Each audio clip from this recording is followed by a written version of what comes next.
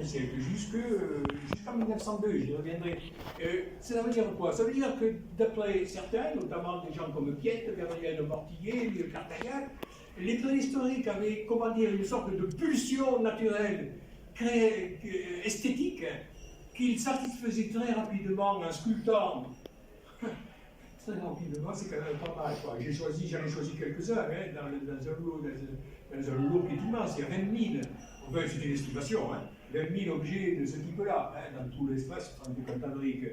Il dit à peu près la même chose. C'est-à-dire que l'homme primitif, c'est une idée fausse, j'ai beaucoup de respect pour Jean-Jacques Rousseau en arrière, mais là, il se trompe vraiment.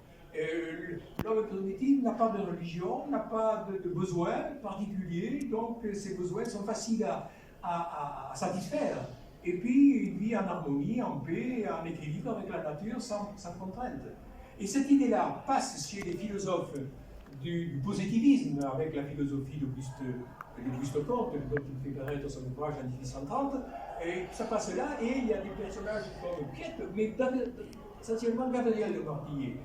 C'est lui qui fonde le musée de Saint-Germain-en-Laye, qui le prépare, qui organise l'exposition universelle de 1867 à Paris, et où il y a des premiers objets qui sont exposés. Mais lui, il n'y a pas de religion, il est vraiment athée, anticlérical, tout ce qu'on veut, il rejette tout ce qui peut être religieux, etc. Bon. Et cette idée-là s'imprègne à tel point que j'ai mis tout à fait un mot, là, barré, pour dire non, hélas. En 1878, le propriétaire d'une caverne près de Santillana de Mar, qui est sur le lieu dit Altamira, nous en reparlerons plus tard, fait des fouilles parce qu'il a vu des objets à cette exposition universelle de 1867. Et il se dit, chez moi j'ai une caverne, je vais fouiller. Et effectivement, il trouve c'est du magalinien. Et il fouille avec sa fille, Maria, qui s'amuse un peu, qui regarde le plafond, qui se met à la ramasse vers le plafond et qui voit ce qu'elle considère comme los toros. Pas de lire à los toros. Et à partir de ce moment-là, son père, Marcelino de Sampula, reconnaît le lien existant entre le plafond et le sol, enfin l'habitat. Il dit c'est du magalinien. Et il le publie en 1880, il ne tarde pas, il publie ça, un relevé qui est formidable pour l'époque. Formidable. Mais il se heurte au refus total, immédiat de la communauté, entre parenthèses, essentiellement française. Bon. Magnifique, et nous avons ici en peinture, en dessert, etc. Bon, après, les phases récentes, après 2000, avant notre ère, nous avons le Cabalet, le Camelin, le Pico-Berbère, le Paléo-Basile, appelez-le comme vous voulez, l'art linéaire schématique, en faisant un clin d'œil aux Espagnols, à nos amis et nos collègues et amis espagnols, parce que je pense qu'ils ont été affectés. Enfin, bon, c'est une autre discussion.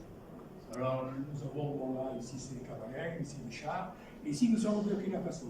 C'est toute la bande, je ne suis pas limité. Ça, bon, alors, une œuvre, bon, je me suis évidemment, c'est un relevé, c'est beaucoup de travail. Moi aussi, tout à l'heure, faisais allusion aux heures de bon, mais qu'est-ce que ça veut dire? C'est un plaisir de faire ça. Pour l'archéologue, ce qui était plus intéressant, c'est les superpositions, c'est la stratigraphie, c'est l'archéologie de la coordonnée. Mais quand on a fait tout ça, quand on a mis des catégories, qu'est-ce qu'on a fait, qu'est-ce qu'on a dit? De plus, qu'est-ce qu'on sait sur le sens? Pourquoi ils ont fait une girafe? En fait, il y en a trois. Il y en a une autre ici, et il y en a une autre certainement ici, qui n'ont pas été représentées, qui ont été évoquées. Mais pourquoi? À quoi ça sert? Comment peut-on l'interpréter? Pareil que les bisons ou les chevaux de la scope, on peut rien dire, c'est beau, c'est plaisant, c'est agréable, d'accord, bon, c'est pour ça que je vous le montre, mais ça va pas plus loin, quoi. Ça va pas plus loin. En fait, si vous avez une idée, vous pouvez présenter des girafes, ça leur plaisir, mais bon, ça va pas très loin. Là, déjà, nous avons des choses plus intéressantes, parce que ça existe. Nous avons ici un groupe de personnages, c'est du narratif qui apparaît, et dans le narratif, notre pensée peut pénétrer, notre intelligence, si j'ose dire, peut pénétrer à l'intérieur et essayer de voir comment ça fonctionne. Et nous avons ici un troupeau de bœufs, tout à fait intéressant. Nous avons ici des personnages centraux autour d'un enfant. Et nous avons en bas des scènes annexes, plus petites, anecdotiques, périphériques, en quelque sorte. Alors là, on peut quand même essayer d'en savoir un peu plus. C'est un rassemblement autour d'un enfant. Alors bon, là, j'ai mis je me suis amusé, des couleurs restaurées. Les gens n'aiment pas, si vous voulez. Je me suis amusé. Vous le restaurez, et je pense que d'après les puces de la paroi, les vêtements étaient gris, les robes, les jupes, pardon, des femmes étaient plutôt jaunâtres. Bon, voilà, donc nous avons l'aspect central ici, que nous retrouvons, c'est intéressant. Ici, là nous sommes ici dans la TFDS, et l'autre scène, celle qui est tout à fait à droite, c'est ici dans le Tassili Niger. Au Tassili Niger, vous avez la même chose qui a été relevée par les Allemands, Brigitte et Ulrich alliés. Ils ont relevé ça avec une roche. Bon, voilà l'abri, hein. Vous avez ici le personnage qui donne l'échelle, une roche qui est assez anguleuse, difficile, qui a été vue, photographiée sur toutes les cultures, mais les gens se sont heurtés à la difficulté de faire les relevés. Il faut avoir la patience. Il faut avoir la patience et beaucoup de regard pour arriver à sortir quelque chose. Alors, je vais sortir quelque chose. Bon, voilà, vu de près, hein, je passe vite. Et voilà, au total, ce qu'on peut voir. C'est ce qu'on peut analyser. Alors, c'est un art, j'ai marqué ici, volontiers, le cycle de Tikalibi. C'est un art qui est volontiers narratif, nous l'avons déjà.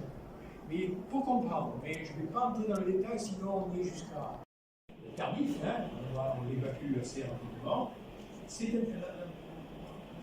Bon, ça c'est intéressant, parce que on s'aperçoit qu'il y a les mêmes représentations ici à Fujina, que vous connaissez évidemment, avec aussi des cercles, avec des outards certainement ici, avec des petits outards. Et nous avons exactement la même chose au Burkina Faso, que j'ai pu travailler. Nous avons ici un oryx en plus, mais il y a, vous les voyez mal, la gravure n'a pas cette qualité, la patine, et vous avez exactement la même chose ici tout autour. Malgré tout, entre les deux, il doit y avoir 2500 km de distance. Bon, les cavaliers, on les retrouve aussi au Burkina Faso, c'est pareil, c'est pas le même personnage. Et alors, en cherchant bien dans la littérature, on s'aperçoit que le Yémen, nous avons cette même histoire qui renvoie à un récit biblique. C'est le prophète Élie qui est pourchassé par les cavaliers du roi Achab, les prêtres du temple de Baal. Les uns, Élie, mettent du feu de la pluie, et les prêtres du temple de Baal sont exactement la même chose, de la pluie et du feu. Et ils ont confiance, c'est celui qui gagnera. Alors ils le poursuivent. Il poursuit Élie sur son cheval, hop, il a disparu, et ici, quand on regarde très près, il y a un trou. Donc il disparaît, il monte au ciel dans un éclair de lumière. Et donc, quand on regarde plus près, mais là, je n'ai pas le temps, et je n'ai pas le temps, je ne le montre pas, dans les populations actuelles, nous avons une interprétation de certaines figures qui renvoient à le cheval d'Élie. Élie ou Elias, ou ensuite chez les Touaregs, nous parlons d'Abamélène, Anigorab, etc. Ce sont des avatars dont les espoirs sont formidables, tant sexuels que guerriers, etc. Peu importe. Qui n'existe plus, alors la tête vous imaginez comme ça, mais en fait, je ne sais rien. Je ne sais rien, honnêtement. En fait, c'est quand même intéressant. Je ne sais pas pourquoi je dis ça. Ça, c'est peut-être à discuter. Peut-être le pays, en fait, c'est quand même là. C'est une belle image. Hein, c'est une belle image. Les appellations ici sont en catalan, tout simplement parce que j'ai repris. Ça, ce sont des images, des photographies, hein, c'est pas les catalans, mais enfin, les sites ont été identifiés par l'équipe de Soler, par Narcisse, qu'est-ce que ça me fait à Narcisse? Il s'appelle Soler, non, mais c'est solaire, non, c'est solaire, c'est Soler en catalan. Le cheval d'Élie. Élie ou Elias, ou ensuite chez les Touaregs, nous parlons d'Abamélène, Anigorab, etc. Ce sont des avatars dont les espoirs sont formidables, tant sexuels que guerriers, etc. Peu importe. C'est tardif, hein, on l'évacue assez rapidement. Bon, ça c'est intéressant, parce que on s'aperçoit qu'il y a les mêmes représentations ici à Fujina, que vous connaissez évidemment, avec aussi des cercles, avec des outards certainement ici, avec des petits outards. Et nous avons exactement la même chose au Burkina Faso, que j'ai pu travailler. Nous avons ici un oryx en plus, mais il y a, vous les voyez mal, la gravure n'a pas cette qualité, la patine, et vous avez exactement la même chose ici tout autour.